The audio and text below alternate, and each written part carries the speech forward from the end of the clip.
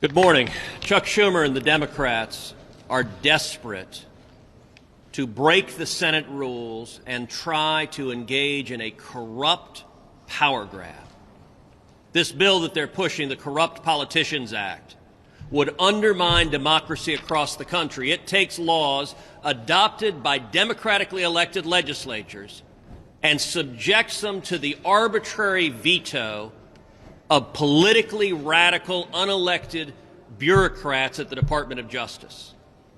President Biden has nominated hard-left ideologues to the Department of Justice, including two of the leading advocates of abolishing the police in the country.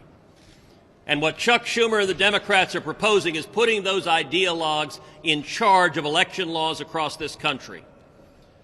What Schumer and the Democrats are trying to do is strike down every single voter ID law in the country, even though 80% of Americans support them, even though a large majority of African American voters support voter ID laws. Democrats have decided that voter fraud benefits them politically, and they're willing to go to any length to tear down the reasonable common sense protections that protect the integrity of our elections. They're willing to go so far as breaking the rules of the Senate to end the filibuster. Now, if you want to know the consequences of that, you may perhaps be skeptical of Republicans. If you're not a Republican, you may be from a different political view. So I want to point you to someone who's not a Republican, assessing the consequences of what Chuck Schumer is proposing right now.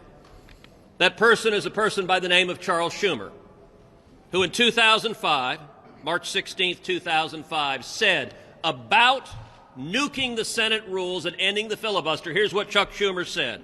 They want, because they can't get their way, to change the rules midstream, to wash away 200 years of history.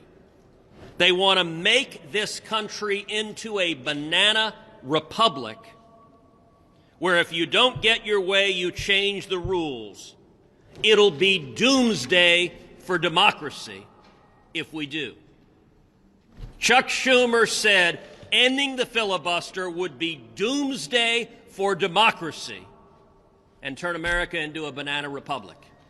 He was telling the truth in 2005, and it's still true today.